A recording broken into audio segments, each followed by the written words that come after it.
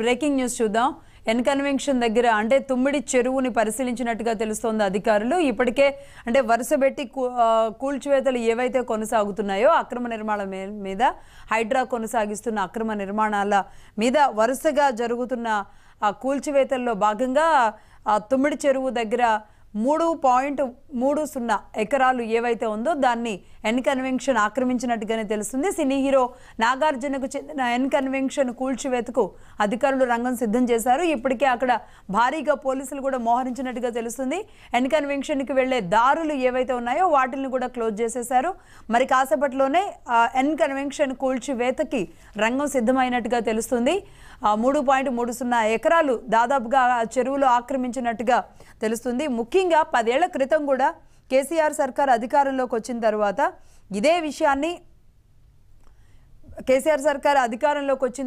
ఇదే విషయాన్ని N convention మీద ఆక్రమణ గురైందని, చెరువులన్నింటినీ కూల్చేయాలని, చెరువులు ఎలా కబ్జాకి గురయ్యాయో హైదరాబాద్ని కాపాడుకోవాలని ఆనాడు కేసీఆర్ చెప్పారు. బట్ ఆ తర్వాత కార్యరూపం దాల్చడంలో మాత్రం విఫలమే అయింది అని చెప్పాలి. ఈ విధంగా అన్నింటినీ కూడా వదిలేసుకుంటూ వచ్చారు. కానీ రేవంత్ రెడ్డి ఇక్కడ ఉక్కుపాదం మోపుతున్నారు. ఏదైతే ఆక్రమణలు ఉన్నాయో, చెరువులు ఎక్కడైతే కబ్జాకు గురయ్యారో ఎక్కడైతే నీరు బయటికి పోకుండా హైదరాబాద్ లోపలే ఉండడానికి, చెరువుల్లోకి వెళ్లకుండా కారణమయ్యి ఈరోజు వరదలు వచ్చినప్పుడల్లా హైదరాబాద్ని ముంచేస్తుందో, ఈ కారణానికి సొల్యూషన్ ఇంకా తప్పని పరిస్థితుల్లో ఈ కూల్చివేతలే శరణ్యంగా ముందుకెళ్తోంది ప్రభుత్వం. కూల్చివేతల ఎజెండాగా ఎన్ని బెదిరింపులు వచ్చినా, ఎన్ని రిక్వెస్టులు వచ్చినా, ఏ రకంగా అయినా సరే వెనకడుగు వేసే ప్రసక్తే లేదు అంటూ రేవంత్ రెడ్డి అండ్ టీం, ముఖ్యంగా కేబినెట్ మంత్రులతో సహా అధికారులు, ముఖ్యంగా కమిషనర్ రంగనాథ్ ఆధ్వర్యంలో పారదర్శకంగా ఉన్నది ఉన్నట్టుగా చేయాలి అన్న ఆంక్షల నేపథ్యంలో మరి ఈ కూల్చివేతల కార్యక్రమం కొనసాగుతోంది. విజువల్స్ చూస్తున్నాం. ఎన్ కన్వెన్షన్ దగ్గర ఉన్న విజువల్స్ మనం చూస్తున్నాం. మొత్తం అక్కడ రోడ్స్ అన్నింటినీ కూడా బ్లాక్ చేశారు. ఎన్ కన్వెన్షన్ ప్లేస్ కూడా మనకు కనబడుతోంది. ఇక్కడ రైట్ సైడ్ ఉన్న ఎన్ కన్వెన్షన్ని మరి కాసేపట్లో అక్కడ ఎన్ కన్వెన్షన్ లేకుండా ఉంటుంది. అది ఒక ఫంక్షన్ హాల్గా అనేక రకాల ఆడియో ఫంక్షన్స్ కానీ లేదంటే ఫంక్షన్స్ కానీ ఎన్నిటికో వేదిక అయింది ఎన్ కన్వెన్షన్ అనేది. ఈ నేపథ్యంలో ఇప్పుడు ఎన్ కన్వెన్షన్ కూల్చివేత, చెరువు ఆక్రమణ, అదంతా కూడా చెరువు ఎలా ఉందో మనకు కనబడుతుంది. ఈ నేపథ్యంలో అక్కడ ఎన్ కన్వెన్షన్ ద్వారా 3 ఎకరాల వరకు దాదాపుగా అక్కడ ఆక్యుపై అయినట్టుగా తెలుస్తోంది. ఈ నేపథ్యంలో దాన్ని కూల్చివేతకు రంగం సిద్ధమైంది. ఎన్ కన్వెన్షన్ నిర్మాణాల మీద వరుసగా హైడ్రాకు ఫిర్యాదులు వచ్చాయి. అంటే హైడ్రా పారదర్శకంగా ఒక నెంబర్ ఇచ్చి ఎక్కడెక్కడ ఆక్రమణలు ఉన్నాయో స్వచ్ఛందంగా తెలియజేయండి అంటూ ఓపెన్గా ఇచ్చిన నేపథ్యంలో హైడ్రాకు వరుసగా ఫిర్యాదులు అందుతున్నాయి.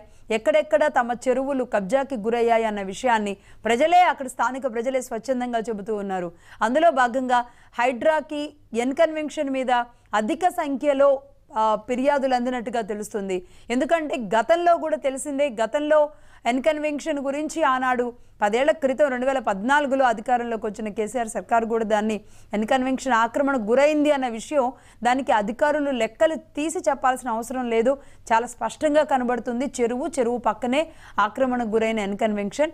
కాబట్టి దీన్ని కూల్చివేతకి మరి రంగం సిద్ధం చేస్తోంది హైడ్రాకు అందిన ఫిర్యాదుల నేపథ్యంలో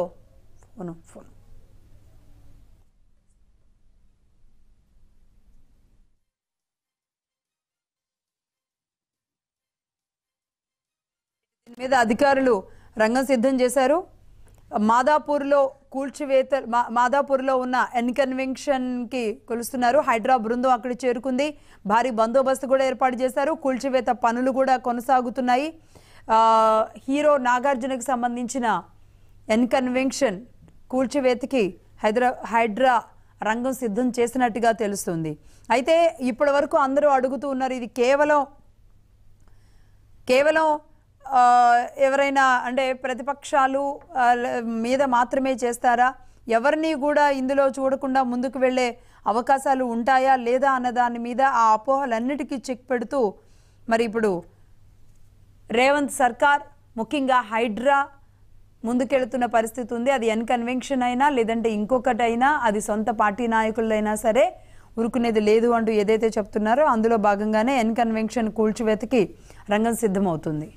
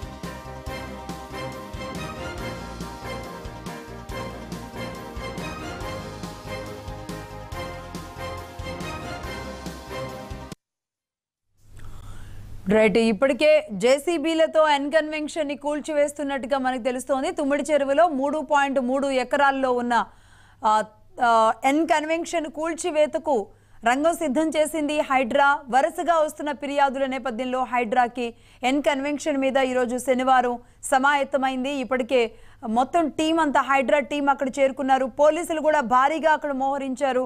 అటువైపుగా వస్తున్న వాహనాలు అలాగే రోడ్స్ను కూడా ప్రస్తుతానికి మూసివేశారు. అయితే ఇక్కడ ఇప్పటి వరకు కూల్చిన 4-5 ఫ్లోర్లు ఉన్న భవనాల్ని కూల్చిన తరహాలో కాకుండా మరి జేసీబీతోనే కూలుస్తారా లేదంటే దీన్ని కొలాప్స్ చేస్తారా, టెక్నాలజీతో కొలాప్స్ చేస్తారా అనేది అయితే తెలియాల్సి ఉంది. ఎగ్జాక్ట్గా దీనికి సంబంధించి మా ప్రతినిధి మరిన్ని డీటెయిల్స్ అందిస్తారు. మరి కాసేపట్లో కాంటాక్ట్లోకి వస్తారు. ఎన్కన్వెన్షన్ కూల్చివేత అనేది మనం చూస్తున్నాం. ఎన్కన్వెన్షన్కు వెళ్లే రహదారులన్నీ కూడా మూసివేసిన పరిస్థితి ఉంది. రామకృష్ణ గారు ఎలా చూడాలి? ముఖ్యంగా అంటే ఎన్కన్వెన్షన్ కానీ లేదంటే ఇంకేదైనా కూల్చివేతకి నాకు తెలిసి ఒప్పుకుంటారా? ఆ విధంగా రేవంత్ సర్కార్ ముందుకు వెళ్ళగలుగుతుందా? హైడ్రా అంత సీరియస్ యాక్షన్ తీసుకోగలుగుతుందా అన్న ఆ అనుమానాలు ఇప్పటి వరకు ఉన్నాయి. ఎలా చూడాలి? ఇక్కడ విజువల్స్ ఓన్లీ. ప్రభుత్వానికి ఇందులో పూర్తి అధికారాలు ఉన్నాయండి. Only visuals. ఎందుకంటే మనము బ్రిటిష్ వారి పరిపాలనలో ఉన్నప్పుడే మన భారతదేశాన్ని మొత్తాన్ని సర్వే చేశారు.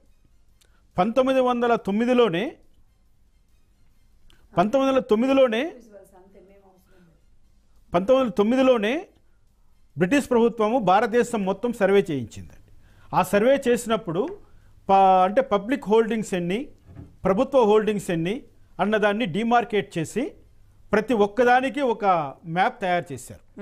అంటే ఒక సర్వే నెంబరు ఎన్ని ఎకరాలు ఉన్నాయి, అది ఎంత విస్తీర్ణం ఉంటుంది, దానికి సంబంధించినటువంటి సరిహద్దులు ఏంటి, దానికి రావాల్సినటువంటి ఇతర సోర్సెస్ ఏంటి అనేది ఆ రోజుల్లోనే 1909లోనే బ్రిటిష్ వారు మనకు అందించి వెళ్ళారు. ఇప్పుడు మన భారతదేశానికి స్వతంత్రం వచ్చిన తరువాత అందులో కొన్ని చేర్పులు మార్పులు చేసుకొని కొన్ని వాటిని ప్రీ హోల్డ్ చేసుకొని కొన్ని లక్షల ఎకరాలు అన్నటివి ప్రజలకు పంచారు మన ప్రభుత్వం వచ్చిన తర్వాత. కానీ రెవెన్యూ లాస్ ఆ రోజు నుంచి ఒకటే చెప్తున్నా, ఏవైతే వాటర్ సోర్స్ ఉన్నాయో అంటే వాగులు, చెరువులు, ఇటువంటి వాటిని ఎటువంటి పరిస్థితుల్లో కూడా ఎవరికి కూడా అన్యాక్రాంతం చేయకూడదు, ఏ రీజన్తో కూడా. అందుకనే ఈ పర్యావరణ చట్టాలన్నవి, ఈ పర్యావరణం అన్నది చాలా పగడ్బందీగా మన భారతదేశంలో అమలు కావాలని సుప్రీంకోర్టు వారు కూడా అనేకమైనటువంటి తీర్పుల ద్వారా స్పష్టం చేసి ఉన్నారు. ఈరోజు మనము చూస్తున్నాం. అంటే ఎక్కడైనా సరే ఒకటి గమనించినట్లయితే ఆంధ్రప్రదేశ్ అంటే ఉమ్మడి ఆంధ్రప్రదేశ్ని ఆ రోజు రాజశేఖర రెడ్డి గారు పరిపాలన చేస్తున్నప్పుడు విపరీతమైనటువంటి దోపిడీకి తెరదీశారండి. అంటే ప్రజల యొక్క ప్రైవేటు భూములను ఆక్రమించడమే కాకుండా ప్రభుత్వ భూములన్నింటినీ కూడా చాలా వరకు రాజశేఖర రెడ్డి సమయంలోనే దురాక్రమణకు గురయ్యాయి. అందులో ప్రధానమైనటువంటి హైదరాబాద్లో ఉన్నటువంటి నడిబొడ్డున ఉన్నటువంటి అనేకమైనటువంటి చెరువులు. అంటే రాజశేఖర రెడ్డి గారికి ఎవరైతే అనువాయులుగా ఉన్నారో, రాజశేఖర రెడ్డి గారి పరిపాలనను పొగుడుతూ వచ్చారో అటువంటి సినిమా హీరోలు కూడా వాళ్ళు ఎక్కడ పడితే అక్కడ ప్రభుత్వ భూములు ఆక్రమించుకొని గెస్ట్ హౌస్లు కట్టుకున్నారు, ఫామ్ హౌస్లు కట్టుకున్నారు, ఇటువంటి సెంటర్లు కట్టుకున్నారు, బాగా ఎంజాయ్ చేశారండి. కానీ ఈరోజు రేవంత్ రెడ్డి గారు వచ్చిన తర్వాత చాలా మంచి కార్యక్రమంగా ఏదైతే ఆక్రమణ జరిగిందో, దేనివైతే ఇటువంటి 3 ఎకరాల 30 సెంట్లు అంటే హైదరాబాద్లో ఇటువంటి తుమ్మడి చెరువు, దుర్గం చెరువు ఇటువంటి ప్రదేశాలు, ఇది తుమ్మడి చెరువు మాదాపూర్ ఎంత వాల్యుబుల్. దీన్ని డబ్బుతో మనం మెజర్ చేయకూడదు. దీన్ని ఎలా చూడాలంటే ఇది ఒక జాతి సంపద, చెరువు కుంట కాదు అది, ఇది మన జాతి సంపద.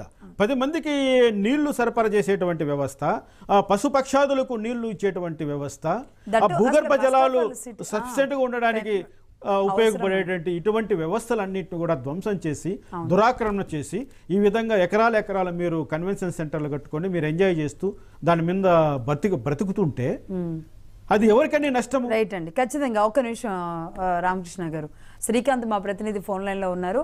శ్రీకాంత్, ఏంటి అధికారులు అంటే నిన్నటి నుంచే సమాయత్తమై ఉన్నారా? హైడ్రాకి ఎన్ని కంప్లైంట్స్ వెళ్ళినాయి? మరి ఎంతసేపట్లో కూల్చివేసే అవకాశాలు కనబడుతున్నాయి? అక్కడంతా చాలా భారీగానే జేసీబీలు ఆల్రెడీ ఒక సైడ్ నుంచి మొత్తం కూల్చివేస్తున్నట్టుగానే కనబడుతోంది. లక్ష్మి గారు, ఈ హైడ్రా మాత్రం తన యాక్షన్ ప్లాన్ స్టార్ట్ చేసి శరవేగంగా పనులు కంప్లీట్ చేస్తుందని చెప్పొచ్చు. ఇప్పటికే అంటే ప్రముఖుల జోలికి వెళ్తారా అనే క్వశ్చన్ కి ఈ ఎన్ కన్వెన్షన్ కూల్చివేతోటి ఒక సమాధానం అయితే దొరికిందని చెప్పొచ్చు.